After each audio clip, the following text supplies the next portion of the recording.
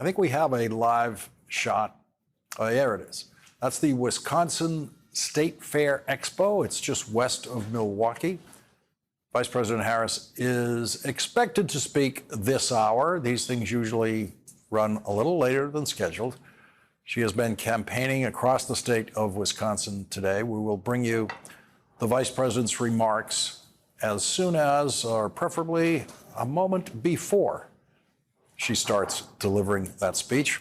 We'll go back there as needed. But first, the kids out there watching their first presidential election should know that no presidential candidate in history has engaged in more personally insulting language and violent rhetoric than Donald Trump. No previous presidential candidate has ever made statements that left people wondering if he really wants to kill with a firing squad his political opponents, including a political opponent in his own party. But that's the way this presidential campaign is coming to an end, with the question of exactly who and how might Donald Trump want to execute if he becomes president? Who does he want to kill if he becomes president? Here's what Donald Trump said last night about former Republican Congresswoman Liz Cheney to former Fox buffoon Tucker Carlson, whose own text message revealed in court proceedings includes one about Donald Trump that says, he's a demonic force, a destroyer. I hate him passionately. Those were Tucker Carlson's words about the person he pretends to be friends with now, Donald Trump. Let's listen to what Donald Trump had to say. She's a radical war hawk. Let's put her with a rifle standing there with 9 barrels shooting at her, okay? Let's see how she feels about it. You know, when the guns are trained on her face. You know, they're all war hawks when they're sitting in Washington in a nice building saying, oh, gee, let's send 10,000 troops right into the mouth of the enemy. But she's a stupid person. One more instructional point for the kids who are watching their first presidential election. No previous candidate has ever said she's a stupid person about one of their opponents. That's new language for presidential campaigning brought into it by Donald Trump and only Donald Trump. And obviously, no previous presidential candidate has ever publicly fantasized about one of his political opponents facing 9 guns shooting at her. Here's what Vice President Harris said about that this morning in Wisconsin.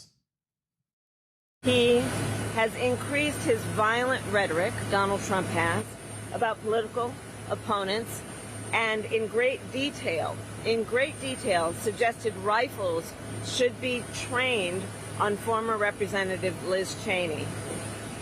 This must be disqualifying.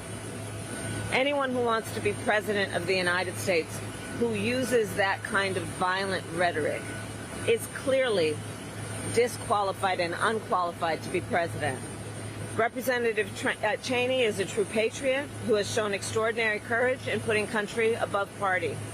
Trump is increasingly, however, someone who considers his political opponents the enemy, is permanently out for revenge, and is increasingly unstable and unhinged. His enemies list has grown longer, his rhetoric has grown more extreme, and he is even less focused than before on the needs and the concerns and the challenges facing the American people. Unstable and unhinged. That's as far as Vice President Harris is willing to go rhetorically. It's also factual. There is no one who can claim that Donald Trump is not unstable. Notice that she did not say stupid. That is not presidential language or language for presidential candidates. I use the word stupid to describe Donald Trump, but I'm not running for president. And stupid is a fact with Donald Trump. He has proved that time and time again. The defenders of Trump spent the day insisting that he did not mean that he wanted to see Liz Cheney executed by a firing squad. But the one person who did not deny that Donald Trump wants to see Liz Cheney executed by a firing squad is Donald Trump. Donald Trump refused to deny his political opponent's interpretation about what he said about Liz Cheney last night. He simply let the accusation stand that he wants to have Liz Cheney executed by a firing squad. And today, he added this. If you gave Liz Cheney a gun and put her into battle facing the other side with guns pointing at her, she wouldn't have the courage or the strength or the stamina to even look the enemy in the eye. She wouldn't have. She sits back in Washington. Oh, we ought to go and attack Iran, Iraq. We're going to attack everybody. That's why I broke up with her. All she wanted to do is go to war with everybody. Because she, like Kamala, is a stupid person. Liz Cheney responded to Donald Trump this way. This is how dictators destroy free nations. They threaten those who speak against them with death. We cannot entrust our country and our freedom to a petty, vindictive, cruel, unstable man who wants to be a tyrant. Women will not be silenced. Vote Kamala. And so Donald Trump is ending his campaign the way he began it and the way he lives every day of his life, a petty, vindictive, cruel, and unstable person. The latest Marist poll released today shows Kamala Harris at 50% of the vote in Pennsylvania to Donald Trump's 48%. And today, the Harris campaign released this ad in Pennsylvania. This election, it's bigger than us. It's about the future. Do you want more chaos? Or like me, are you ready for some common sense? That's why I'm with Kamala. I've known her for 2 decades. She's practical, and she gets stuff done. As president, I will chart a new way forward and find solutions to create jobs and bring down costs. I will fight for you and your family every day. Pennsylvania, let's not go back. I'm Kamala Harris, and I approve this message. Joining our discussion now is Democratic Senator Bob Casey of Pennsylvania. He is running for re-election this year. Senator Casey, no one has been better at guiding us through presidential campaign expectations in Pennsylvania and your own Senate campaign. Where do you see the presidential race tonight in Pennsylvania? What will you be looking for in the returns Tuesday night? Well, Lawrence, it's very close, and I think it's close in the presidential race and in my Senate race. But there's a lot of energy on the ground. I've been all across the state. People are ready to vote. People are working at it. And as you said earlier about how they're ending the race, they're also on a policy platform ending the race the way they've started a lot of races on their side, which is wanting to destroy the Affordable Care Act. My opponent just tonight said that he wanted to rip away the provision that allows young people to stay on their parents' insurance until the age of 26. So they're at it again. They want to tear away the protections of the Affordable Care Act and destroy Medicaid at the same time. So we got to fight back against that. We've got to stop them on Election Day from that radical policy, including banning abortion and undermining voting rights and workers' rights. So if you're with us to stop this radical, extreme Republican Party, please help us and go to bobcasey.com.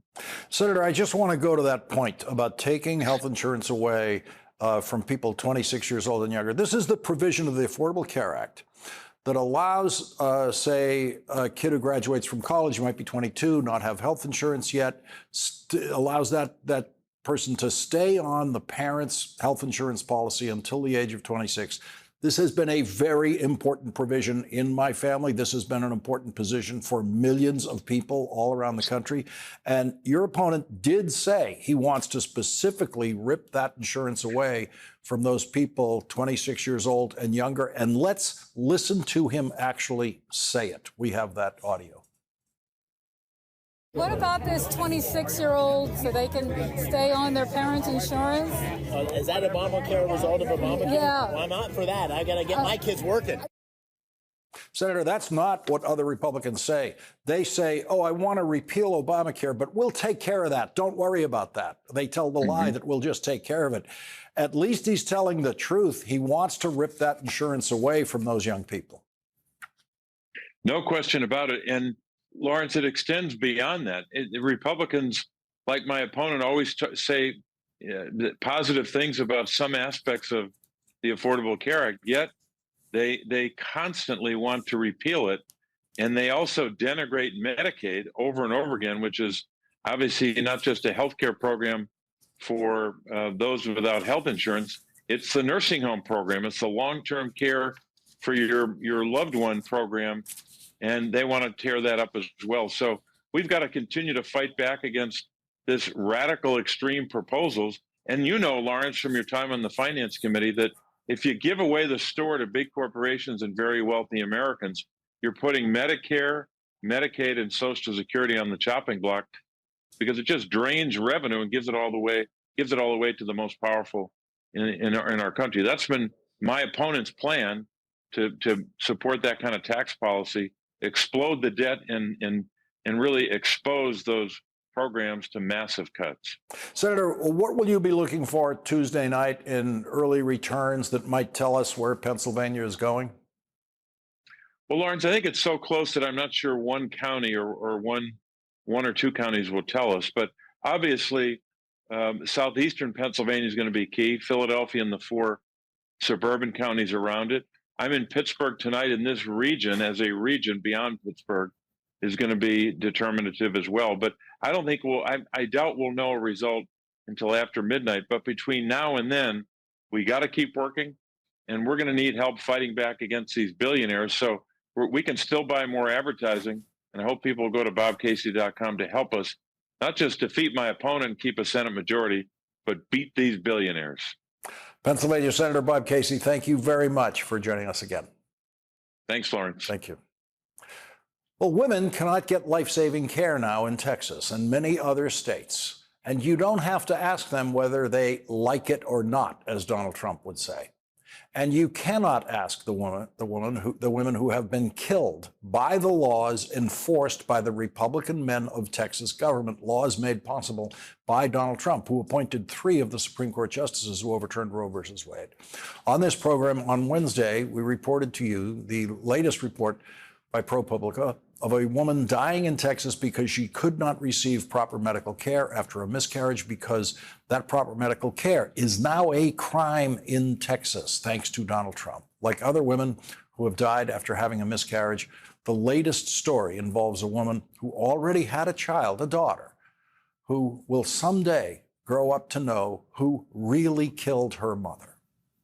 And now we are learning about 18-year-old Nevaeh Crane, who died trying to access emergency care in Texas. ProPublica reports, quote, feverish and vomiting the day of her baby shower. The 18-year-old had gone to 2 different emergency rooms within 12 hours, returning home each time worse than before as she screened positive for sepsis, a life-threatening and fast-moving reaction to an infection, medical records show, but doctors said her 6-month fetus had a heartbeat and that Crane was fine to leave. Now on Crane's 3rd hospital visit, an obstetrician insisted on 2 ultrasounds to confirm fetal demise. A nurse wrote before moving her to intensive care. By then, more than 2 hours after her arrival, Crane's blood pressure had plummeted, and a nurse had noted that her lips were blue and dusky.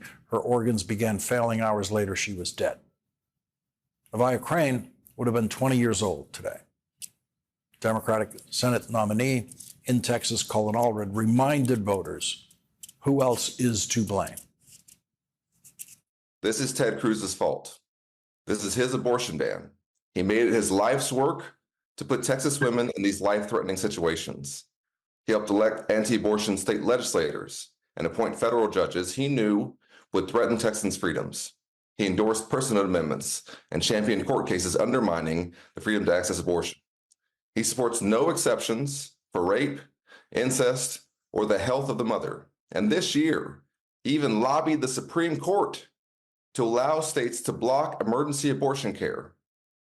And he praised Texas abortion law, calling it perfectly reasonable. There's nothing reasonable about these women's deaths. Joining us now is Democratic Congressman Colin Allred. He is running for the United States Senate in Texas against Senator Cruz. Senator, thank you very much for joining us tonight. And just warning to both you and the audience, we may have to cut away to Vice President Harris's speech as soon as it starts. This story now is the latest one in Texas about a woman dying because Texas law denies her medical care that doctors want to give, but they fear delivering that care because they fear they themselves would then be charged with a crime. That's right, Lawrence, and thank you for having me on. I'm sorry that we have to keep coming on to talk about this. We've seen the data that's shown that we've had a 56% increase in our maternal mortality rate, but now we're seeing and hearing the stories. And Jocelyn and Nevaeh should be alive. This is on Ted Cruz. This is his abortion ban here in Texas. They were warned about what the consequences could be, and they pursued this anyway. And we're 4 days away from an election. I need everyone to go to ColinAllred.com to make sure that we can not only beat Ted Cruz here, but restore a woman's right to choose in Texas, restore doctors' ability to take care of their patients, make Roe v. Wade the law of the land again. Senator Cruz is pretending that this is an issue that only the news media is concerned about. Let's listen to what he said on another network about this. Listening to your speech tonight, there's no mention of abortion. Why not? Well, I understand that's what Democrats want to talk all day long about it, but the Supreme Court made clear that's an issue for the voters, state by state. But it's still a huge issue for millions of Texans. I recognize it's what the press is obsessed with, but you know what's interesting? This has nothing, no. Let's not do that. This has nothing to do with what the press is obsessed about. There are voters that are obsessed with that. Well, I recognize it's what the press is obsessed with, and I recognize voters. Okay, are I know that the press thinks that voters are what they're obsessed with. Representative Allred, there is Senator Cruz saying that he believes this story only exists because the political press is obsessed with it. He does not believe this story exists because Texas women are dying because of the law he supports. That's right. And this is the law that also is the product of his life's work. He spent his entire time in the Senate doing basically nothing. He's accomplished almost nothing in his time in the Senate, except getting attention for himself, except for this one thing. He did succeed at putting extremists on the courts, backing in our state legislative races the most extreme candidates, calling for, celebrating, and leading this movement. And now he doesn't want to talk about it. And Lawrence, as you and I have talked about before, when Texas women have come to his committee in the Senate to talk about their experiences, he didn't even show up. Well, as I've said before, he might not want to hear from Texas women talking about this and telling their stories and these families that have been destroyed by this abortion ban, but he's going to on November 5th. And the way we do that is by turning out the vote. I need everyone to get involved with us here. We can beat Ted Cruz. Go to ColinAllred.com, and we will, and we'll make Roe v. Wade the law of the land again. Are you hearing from doctors and nurses and other medical personnel in Texas who are going through these horrible stories? I can only imagine how horrible these stories are for the doctors who are left feeling helpless as patients die. Well, let me tell you just a really brief story of a sixth-generation Texan named Dr. Austin Denard. She's a friend of mine. She's an OBGYN here in Dallas. She had to leave the state to get the care that she needed, but she also was the doctor for an eighth-generation Texan named Lauren Miller, who also had to leave our state to get the care that she needed. We were doing a call today with multiple providers talking about how they are no longer able to do their jobs and how they have to basically make a decision as to what their risk will be, as to whether or not they can treat their patients or face life in prison. And this is what they forced Texas doctors into. And there's a reason why 20% of Texas OBGYNs are planning to leave our state and 13% are planning to retire early, and why more of the residents are not planning on practicing to be OBGYNs in Texas. We're going to have a huge shortage. If you want to start a family here, good luck. And the only way we're going to restore this and make sure this does not happen anymore in our state, to honor the lives of Jocelyn and Nevaeh, will be to beat Ted Cruz in this election. This is how we settle things in our democracy. When you make decisions like this, when you pursue policies like this that have these kinds of consequences, you have to lose your job. And that's what we're going to do. Congressman Colin Allred, candidate for Senate in Texas, thank you very much for joining us tonight. Thanks, Lawrence. And we are still watching the Kamala Harris event in Milwaukee. We're going to take a quick break here. When we come back, we expect to be a moment away from the vice president's speech. We'll be right back.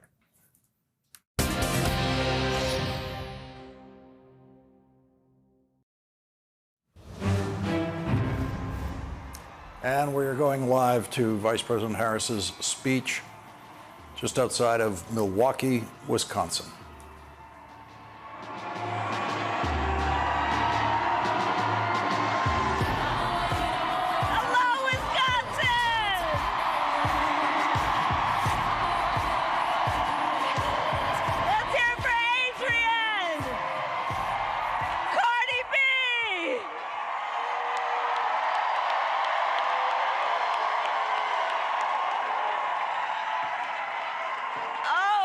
To be back.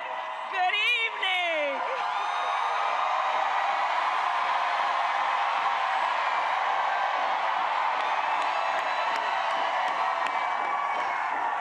Milwaukee, are we ready to do this? Are we ready to win? Are we ready to vote? And we will win.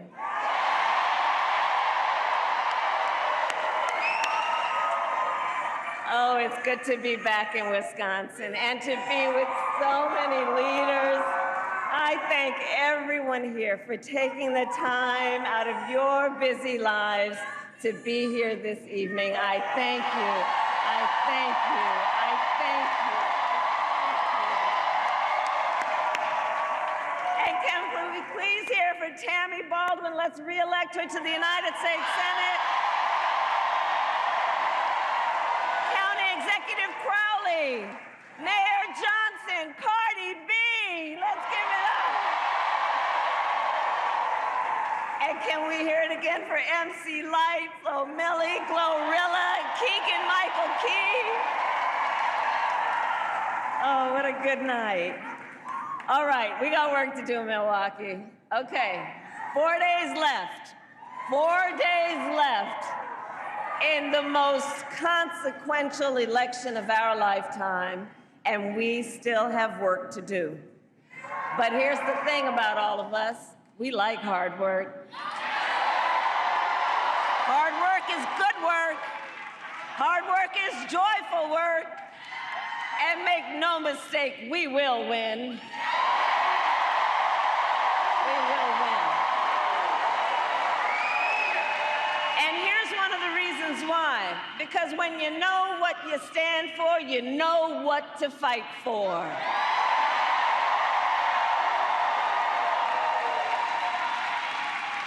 And in this election, we have an opportunity to finally turn the page on a decade of Donald Trump trying to keep us divided and afraid of each other. We are done with it. We are exhausted with it. We are turning the page.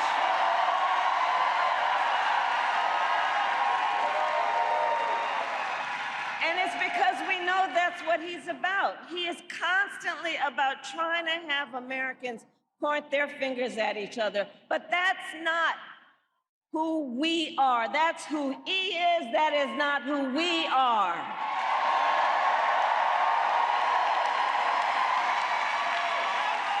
And it is time for a new generation of leadership in America.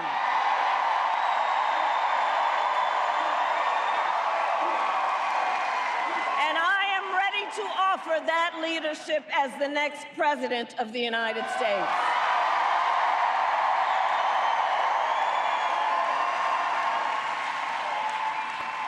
And Wisconsin, you know me. I'm not afraid of tough fights, obviously. For decades as a prosecutor and the top law enforcement officer of the biggest state, I won fights. I won fights against the big banks who were ripping off homeowners. I won fights against for-profit colleges that were scamming veterans and students. I won fights against predators who abused women and children. I won fights against cartels that trafficked in guns and drugs and human beings.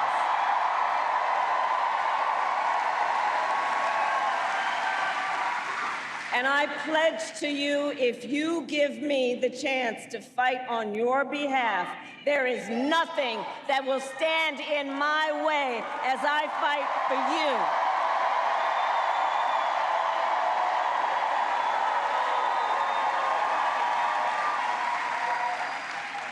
look, we know who Donald Trump is. This is not someone who is thinking about how to make your life better. This is someone who is increasingly unstable, obsessed with revenge. He is consumed with grievance, and the man is out for unchecked power. And look, in less than 90 days, it's either going to be him or me in the Oval Office.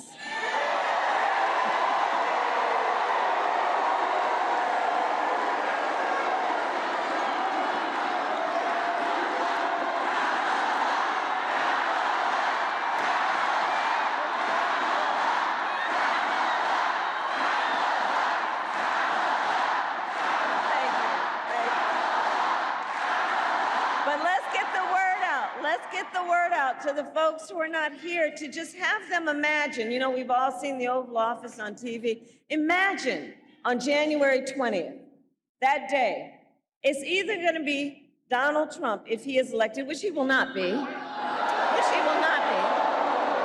to help people imagine what the stakes are. It's either going to be him there on day one, walking into that office, stewing over his enemies list, or when I am elected, walking in on your behalf with my to-do list.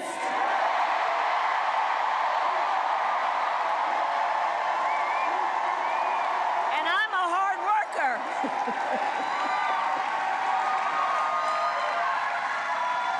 And at the top of my list is bringing down the cost of living for you. That will be my focus every single day as president. I will give a middle-class tax cut to over 100 million Americans. I will enact the first ever federal ban on corporate price gouging on groceries. And I will fight to make sure that hardworking Americans can actually afford a place to live.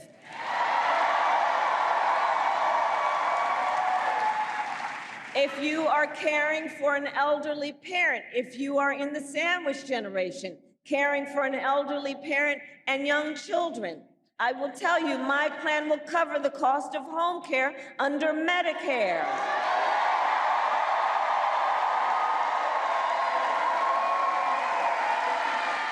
Because I took care of my mother when she was sick. And I know what you are doing. Whether it be trying to cook something that they feel like eating, whether it be trying to help them put on a sweater, trying to find a moment where you can bring a smile to their face or make them laugh. That work is about dignity. That work is about dignity.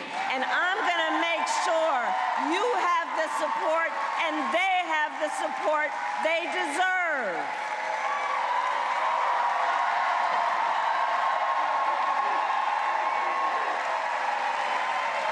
My plan will lower the cost of childcare. Again, it's about dignity. It's about seeing the strains and the pressures. We will cut taxes for small businesses because our small businesses are the backbone of America's economy. Where are our small business owners? Let me see our small business owners.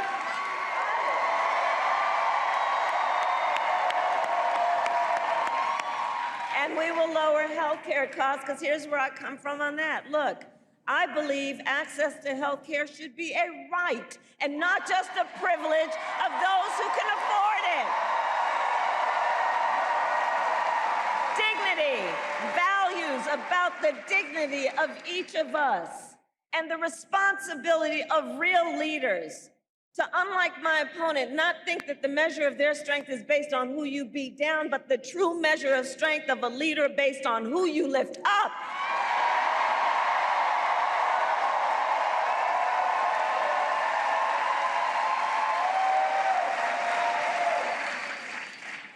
And then you got Donald Trump, who... And his answer to the financial pressures you face is the same as it was the last time: another $1 trillion in tax cuts for billionaires and the biggest corporations.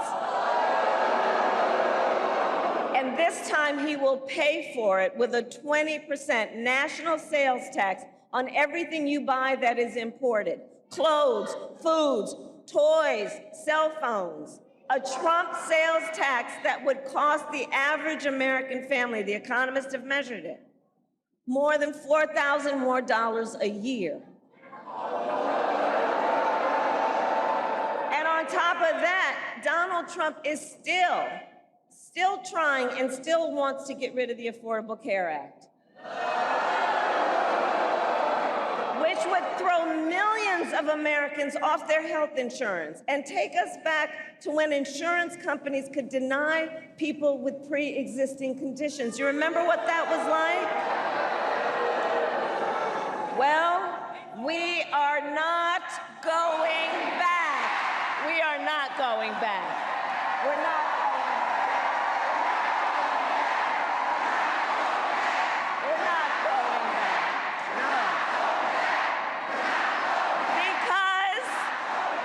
Because just like Wisconsin's motto tells us, we will move forward.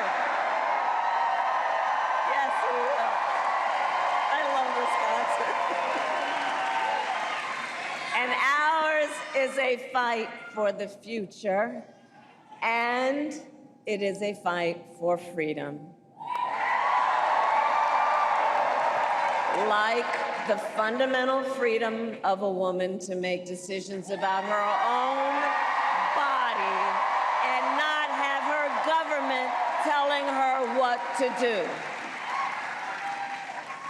And we all remember how we got here. Donald Trump hand-selected 3 members of the United States Supreme Court with the intention that they would undo the protections of Roe v. Wade. They did as he intended, and now in America, 1 in 3 women lives in a state with a Trump abortion ban. And the harm we've seen. Many of those laws with no exception even for rape or incest, which is immoral. And he's not done. He would ban abortion nationwide. Yes, even here in Wisconsin. Even here in Wisconsin, it would be impacted. And he would restrict access to birth control, put IVF treatments at risk, and force, get this, and force states to monitor women's pregnancies. Just Google Project 2025. Just look at it. And everyone here I know understands, and let us agree, one does not have to abandon their faith or deeply held beliefs to simply agree the government shouldn't be telling her what to do.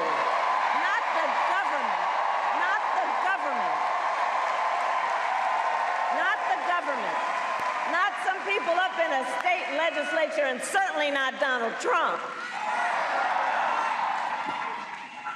And I pledge to you, when Congress, together with Tammy's help, when Congress passes a bill to restore reproductive freedom nationwide, as President of the United States, I will proudly sign it into law.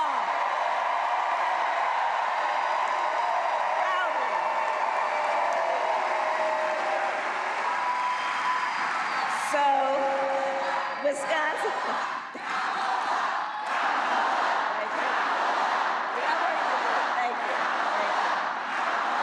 So, Wisconsin, I am asking for your vote. I am asking for your vote. And here is my pledge to you. As president, I pledge to seek common ground and common sense solutions to the challenges you face. I am not looking to score political points. I am looking to make progress.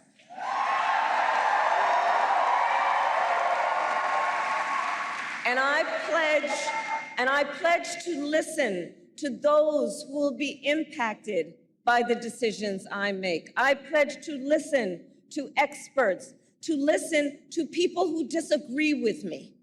Because you see,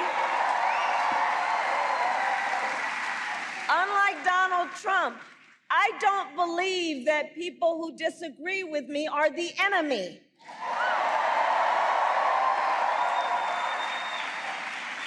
wants to put them in jail, I'll give them a seat at the table.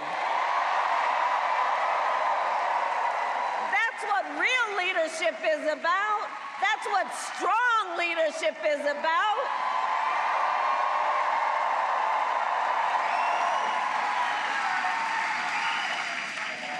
And I pledge to always put country above party and self, and to be a president for all Americans. All Americans.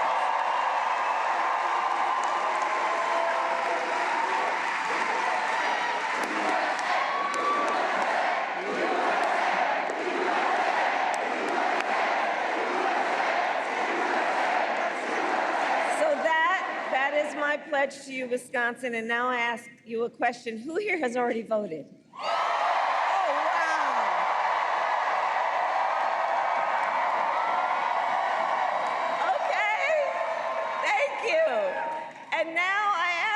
To please talk to your friends and your family and your neighbors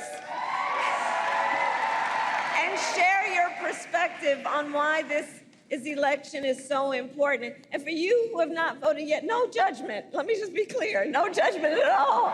But do get to it if you can.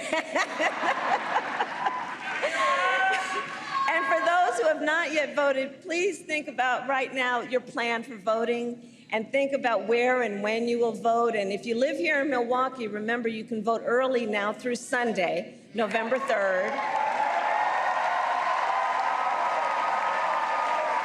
And go to iwillvote.com for all the information you need, including when and where you can vote and where to drop off your absentee ballot, because we need everyone in Wisconsin to vote. You are going to make the difference in this election. You will make the difference. You will make the difference. So listen, it all comes down to this. We are here together because we love our country. We love our country. We love our country. And when you love something, you fight for it. You fight for it. And I do believe it is one of the highest forms of patriotism, of our expression for our love of our country, to then fight for the ideals of our country and to fight to realize the promise of America. That's what this is about. And I have always believed in our nation's promise because I've lived it. You know, I grew up a child of the civil rights movement. My parents would take me to marches when I was in a stroller. And there were, at those marches, we all know, people from every walk of life coming together to fight for freedom and to fight for opportunity. You know, growing up, I saw how hard my mother worked to raise her two daughters to have the same chances that our country gave her. And I was blessed to have family by blood and family by love, right? Who instilled in me a sense of community and compassion and faith. And I've spent my life fighting for people who have been hurt and counted out, but who never stopped believing in our country that anything is possible. I have lived the promise of America. And today, I see the promise of America in everyone who is here, in all of you, in all of us. We are the promise of America. We are the promise of America. It's the fathers and mothers and grandparents who work hard every day for their children's future, in the women who refuse to accept a future without reproductive freedom, and the men who support them.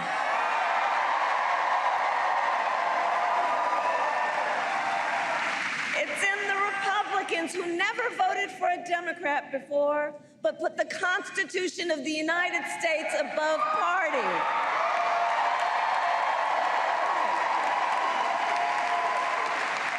I see the promise of America in all the young leaders that I see right now who are voting for the very first time. Raise your hand.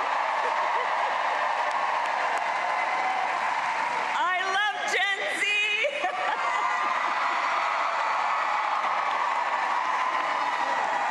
I really do. Here's what I love about you guys. You are rightly impatient for change. I love that about you. I love that about you.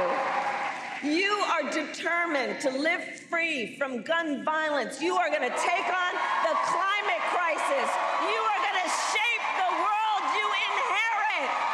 I know that. I know that.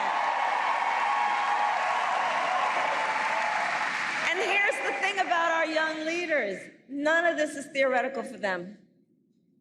None of this is political for them. It's their lived experience. It's your lived experience. And I see your power.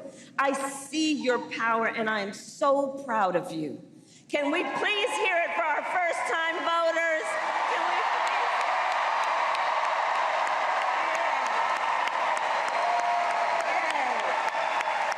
And those who will be first-time voters.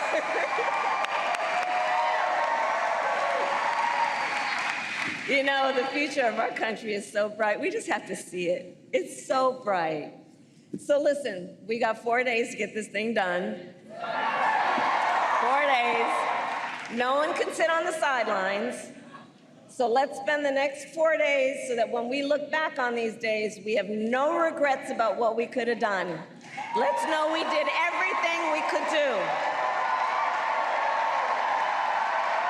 So let's knock on doors, let's text, let's call, let's reach out to family and friends and classmates and neighbors and coworkers. And here's a request that I have in that process.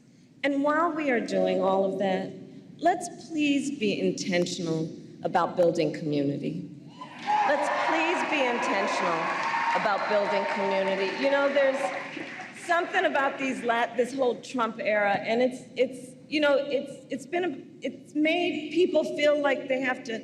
It's been powered by this idea that Americans should be pointing their fingers at each other. You know, and to make people feel alone and make people feel small. When we all know that we all have so much more in common than what separates us. So let's be intentional about building community and building coalitions. There is strength and power in that will be long-lasting. And finally, I'll say, just remember, and let's remind everybody we know, your vote is your voice, and your voice is your power. That's your power. In a democracy, that is a power that is yours. Don't let anyone take it from you. Don't let anyone take it from you.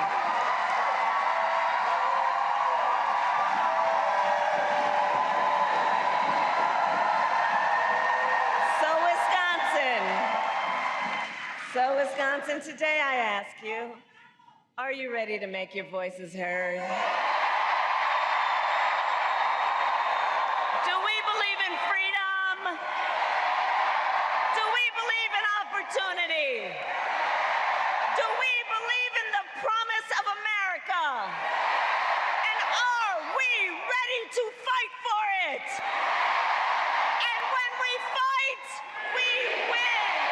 God bless you, and God bless the United States of America.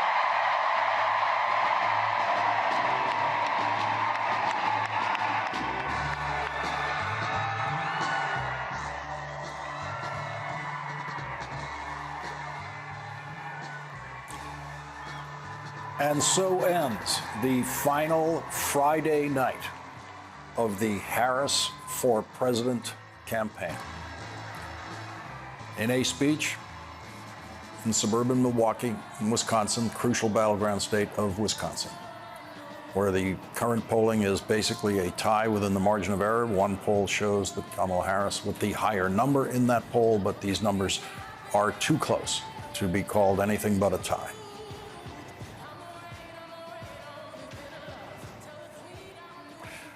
As the vice president leaves the venue, we will go to a quick commercial break, and we will be right back.